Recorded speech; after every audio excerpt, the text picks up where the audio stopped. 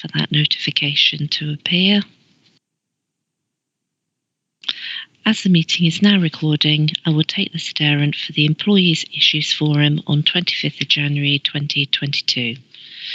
I've noted apologies from Councillor Kalikis. We have Councillor Convery and Councillor Dorman present. Can I ask, is Councillor Hamilton with us?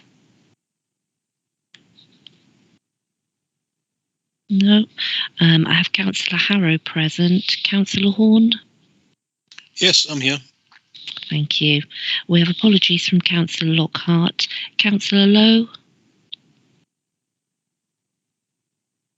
No. And we had Councillor McAdams present, but I saw her leave a message that she's had to duck out for a moment, and Councillor McGuigan present. Also have various officers in attendance and representation from the trades union. I'll hand you back for chair to today's business. Thank you. Thank you, Helen. The minutes of previous meeting in pages 3 to 6. That meeting was held on the 26th of October. Can we agree the minutes? Agrees.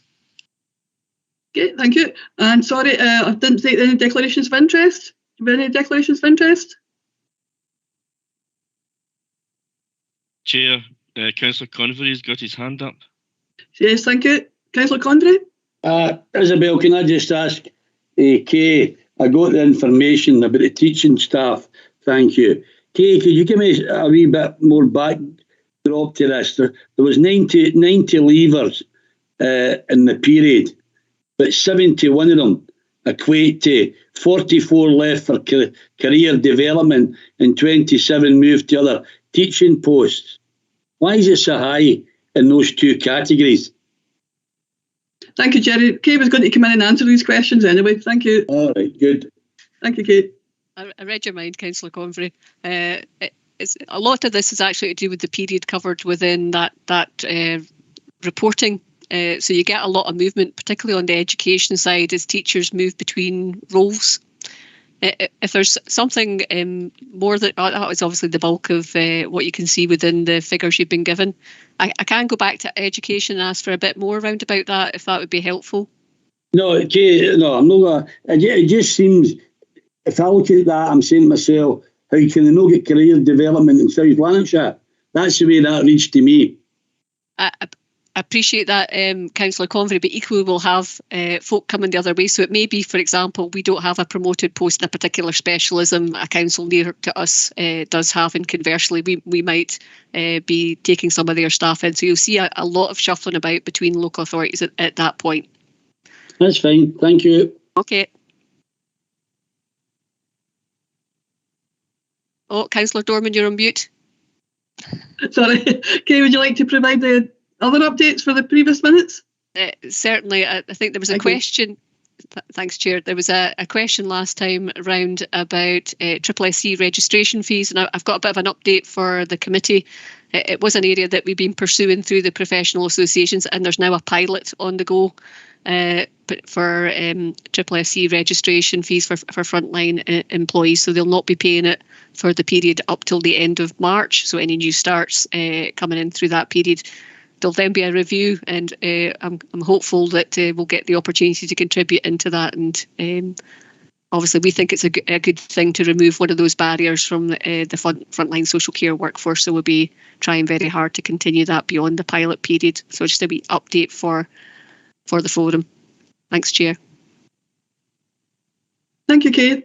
Agenda item 3 is council-wide workforce monitoring, September to November 2021. And that's in pages 7 to 28. And I'll ask Kate to take us through that. Thank you, Kate. Thank you, Chair. Members will be very familiar with this report. We bring it very regularly. And as you see, this one covers the period September to November 21. And in terms of where we were around about attendance, at the absence rate in November, as you can see in the appendix, is sitting high at 6.9%. But as members will fine well know, that got worse over the period after that. So I'll give you a little update about that shortly. Based on the figures at November, we were sitting at projecting 5.1%. That will have increased by now. So you'll see that in the next set of workforce monitoring data that comes through. And as you can see in the bullets on the following page, almost all of our categories have seen an increase, but quite substantial there within psychological, musculoskeletal and respiratory. As always, we try to provide a little update as to the picture. So when this report was being written, the Council's overall absence level was sitting at 8.17%, with 3% of that being directly related to COVID. The figures did worsen over the kind of festive period. So just to give you a flavour of what that feels like from a headcount perspective, at one point we had over 1,000 employees who were absent either directly through COVID or indirectly through self-isolating. So as you can imagine, it's been quite a busy period over that time. But I can reassure the forum that from a kind of service perspective, personnel put additional support in there to provide more direct support for managers and employees over the period. In terms of occupational health, as you would expect, there's an increase across all our strands there.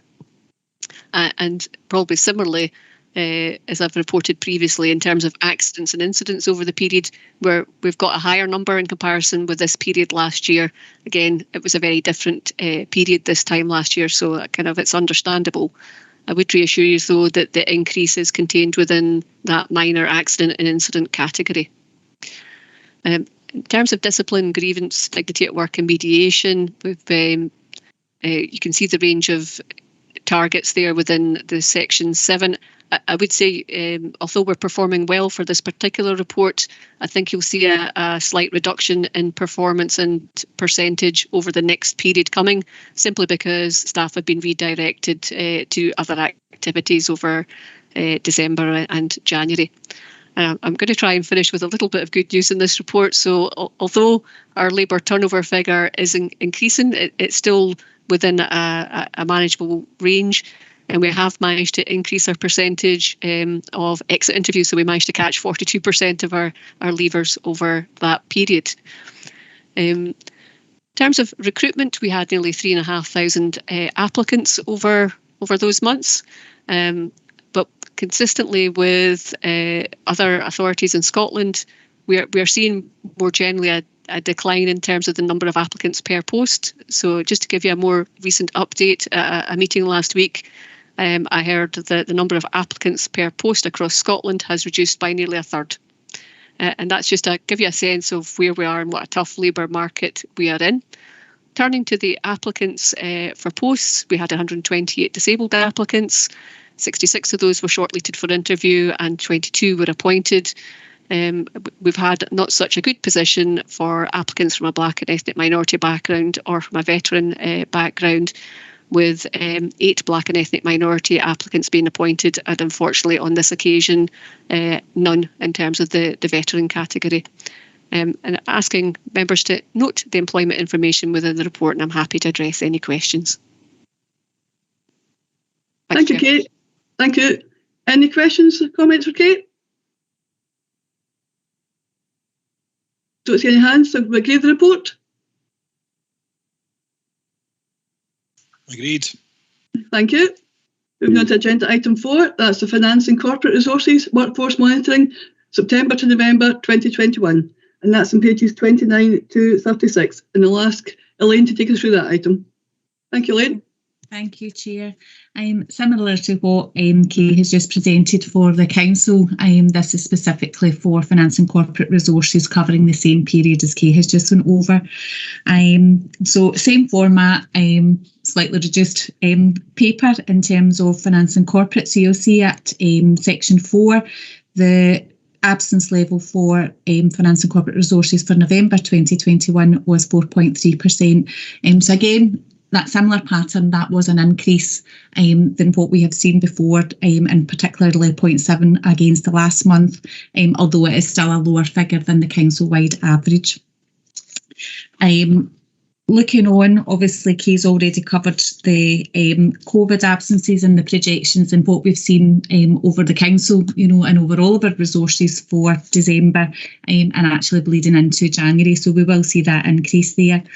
Looking then at our occupational health information, and that's found at Appendix 2, we have seen that there has been a decrease in the number of referrals made. And specifically that would be around physio and referrals to the employee support officer. But we continually, encourage and automatically refer employees that meet any of those categories in terms of both physio and to the employee support officer. So just to reassure members that, positive action is taken where that referral is required. Moving on to accident incidents, there were no accidents reported within this period for the resource, and similarly that would be the same for our employee relations information at 4.4. Our leavers detailed again in Appendix 2, there were 5 within the resource eligible for an exit interview, and again we've seen an increase in the number of exit interviews that we've conducted, with 40% of employees completing an exit interview compared to the 25% for the same period last year. So in that, I would just refer members back to Section 2 of the report and ask you to approve and note the information that's been presented, and happy to take any questions on the report as well. Thank you. Thank you, Elaine. Any questions, comments for Elaine? I'll move the report.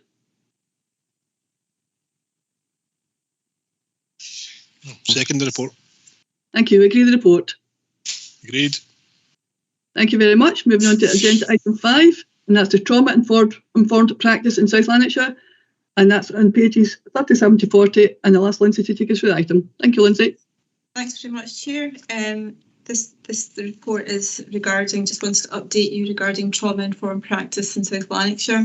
The report just starts off by giving a background to the agenda. It's a government initiative which seeks to ensure that the vision is that over the coming years, all Scottish employers become trauma-informed, both in terms of the services that they provide, but also the working environment and systems that people work in as well. I've given you there a definition of what trauma-informed practice is, and that comes from a trauma-informed toolkit for Scotland. And basically it says individual trauma results from an event, series of events or set of circumstances that is experienced by an individual as physically or emotionally harmful or life-threatening, and that has lasting adverse effects on the individual's functioning and mental, physical, social, emotional or spiritual well-being. And I suppose it's really important to recognise that you and I could experience the same traumatic experience, such as a car crash, which would be a single traumatic event, and I may take that forward into a very trauma response, whereas my passenger may have other ways of dealing with it. So it's a very much an individual thing. And it's also kind of recognising that trauma can be a one-off event like a car crash, a fire, ill health, or it can be a result of living in very difficult circumstances, whether that's child abuse, gender-based violence, addiction, etc., etc. And I suppose I think the rationale for the initiative is that it's really commonly recognised that trauma affects a large part of the population in Scotland, and the effect of that is it really affects how people can interact with the world around them, both in terms of how our customers, our service users interact and respond to the services or services that we provide, but also how ourselves as employees, how we respond to situations as well. And there's also widely recognised that there is something we can do about this, and the government's vision would be that if we make our systems, our organisations, our processes more trauma informed, then that has a big impact on supporting people with trauma and ensuring that we don't re-trigger or re-traumatise people. And I suppose it works on the basis of that a large number of people that we come into contact with, either as service users or customers or as colleagues, may well have traumatic experiences which may be affecting how they're functioning at present and how they're interacting with services in the council. So that is a kind of rationale for the agenda. It's a whole system thing, so it's not just social work, it's not just education, it would be a whole council approach. In terms of the national picture, there has been a number of developments. So, for example, a training framework has been written up by NHS Education Scotland, and a national trauma training programme has been put in place, and that it is expected that everybody at some point will have some level of training around trauma, and that level will be commensurate with their role. So, for example, you get a lot of people will be doing awareness training, whereas you'll get other people who have worked more directly with people who experience trauma will be doing maybe skilled or enhanced level training. In addition to that, there are tools available to help managers look at how their services are currently configured, what they currently look like, to give them a sense of how trauma-informed that they are. And also, just at the end of last calendar year, the Scottish Government has given each local authority additional funding to support the promotion of the trauma agenda. And I suppose it's really important to stress that it's very much seen as this is a kind of journey, a long-term kind of implementation journey, as opposed to something which is going to happen really, really quickly. It's a long-term kind of goal. So in terms of what's happening in South Lanarkshire, there is a Pan-Lanarkshire Trauma Training Steering Group, which myself and Ian Beattie as Trauma Champions sit on, along with colleagues from North Lanarkshire and colleagues from NHS. We have recently, and we had our first meeting at the end of last calendar year, we've set up our own South Lanarkshire Trauma Steering Group, and the work of that will align itself to the Pan-Lanarkshire one. And that has representation from each of the council's resource learning and development boards. It has trade union membership. We've got representation from personnel, communications, estates and psychological services, public protection committee, alcohol and drug partnership, as well as NHS colleagues. We had our first meeting about at the end of last year, and we'll be meeting again in March. And our likely priorities in terms of an action plan will be around, we hope to align that with the Pan-Lanarkshire group, and as they stand, the priorities will be looking at workforce wellbeing, leadership around the trauma agenda, and workforce skills and knowledge, and how we can promote that. And finally, in terms of what's happening in South Lanarkshire, is that it's been agreed that we'll use the additional money that Scottish Government has given us to create a 23-month post, and that will be a grade 3 level 2 to 4 post. It will sit in the Learning and Development Centre service. It will be supported by the Trauma Steering Group, and that post holder will be a development officer post, and their role will be to coordinate the implementation of trauma-informed practice across South Lanarkshire. Thank you, Lindsay. That was a very, very good report. Were there any questions or comments for Lindsay? Jerry? Yeah, thanks very much, Isabel. Lindsay, that's a good report. It's a worthwhile project. I'm glad to see it. The only caveat I'd put in, I hope there's not going to be meeting after meeting after meeting after meeting. This new coordinator, let them get to the coal face where people actually need the help. Because we set all these things up and all we do is sit and talk. That's not what it should be about. It should be about hands-on and let the workforce know that if they're in trauma, they know where to go and that there's a friendly face at the other side of the door. But first class anyway, thank you. thank you for that, Councillor, and certainly that would be my vision as well, that that's how it goes. Thank you.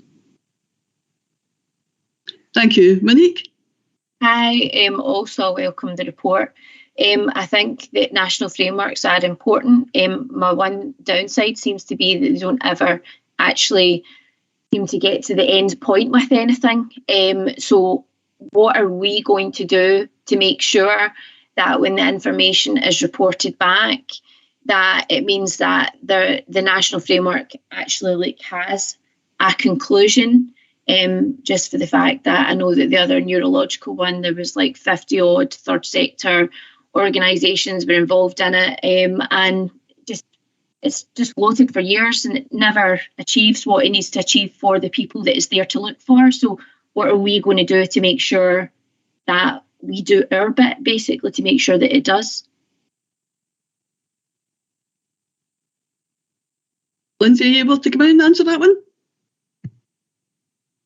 Yes, absolutely. And I suppose, the discussions are still at that quite high level of identifying priorities for an action plan.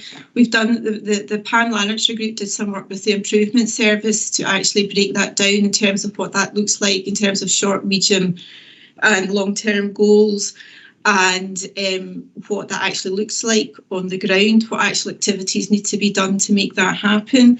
So, for example, for well-being, there'll be moves to kind of get leadership across the board and get engaged with the agenda. In terms of the training, we'll do a mapping exercise to see what kind of training has already been provided and where we need to fill the gaps. And I suppose what I didn't mention is that it's also really important to recognise that we are actually, as a council, already doing a lot of stuff around trauma anyway. So, for example, in social work, there'll be a trauma-informed approaches. Public protection training is steeped in trauma. Education have done a lot of trauma stuff around their attachment strategy. Housing have done stuff in relation to the ACEs, adverse childhood experiences, and looking at psychologically informed environments. And I know that Community and Enterprise and their facilities overview have already started showing some of the awareness level training. So yes, you're absolutely right, Councillor. It's very much about making sure that the kind of high level discussions are actually translated into very practical, tangible results on the ground. Chair, can I ask a subsequent, please? Yes, go ahead. Lindsay, that was brilliant, and thank you very much. The other thing that I just had wanted to, I've now just taken I've just taken a menopausal moment, which I now have a brain freeze of what I was going to ask you, and it was to do with the framework. Oh, God. Do you know what? You go off lightly. Well, your stuff's great anyway. It's totally gone out of my head. I'm really annoyed at myself. Do you know what? I'll email you afterwards and ask you, because it was just a further question of the good work that you're doing that I just wanted to ask. Nah, it's not coming back. Apologies. So sorry. Don't worry about it. These things happen. Kay, wanted to come in now? Thanks, Chair. Totally empathise here, Councillor McAdams. Who knows? When I say this, it might prompt your question, but you're absolutely welcome to email and we'll get a response to it. And Lindsay's taking you through a lot of the very practical stuff that's happening on the ground. But I suppose kind of within our own thoughts, within the corporate management team, we see the need to continue that dialogue going. So it's not just about take the framework and do what we're doing locally to try and support employees. It's also about looking very much at the latest research, particularly kind of growing concerns around about the impact of COVID, and whether it's directly or indirectly, and taking those conversations back into our national discussions through a variety of routes as well. Thank you. Thank you, Kay. Okay, Monique. Thank you. So excusing the menopause then, it's a brilliant excuse and one that I will be using now in future because it really is the case. What I wanted to ask Lindsay was, see for when the person, obviously, I know it needs to, I think it's finance and corporate, isn't it? It goes to for it to get passed, obviously, like for the funds to be agreed. see when then the person's in post, and then I know that from what you've explained, then there's a lot of work that's already been done in different departments. That person's then going to pull it together. What committee does the report go, and what they're doing for the framework, just to keep an eye out for it? Does it come back here, or is it somewhere else? The post will sit in with myself in the Learning and Development Service, so it'll be linked to a Finance and Corporate Committee. And I guess I could have further discussion with Ian Beattie as a trauma champion and chair of our trauma steering group about which is the best committee for it to go to. I suppose that's up for discussion, really. And there could be a variety of committees it goes to. Yeah, I mean, happy to take guidance on that. Yeah, I mean, for me, it's just, I think it's very worthwhile. I'm really pleased that we're doing it. I would just like to keep, an eye on it. It's something I'm actually genuinely really interested in. And I think it's really important that we're doing it. And I'm dead proud that we're, basically doing what we're doing and for everything that we've done before. So it's just personally, I would just like to keep an eye on it, because I find things like that interesting, to keep my eye on the reports and just keep myself upskilled.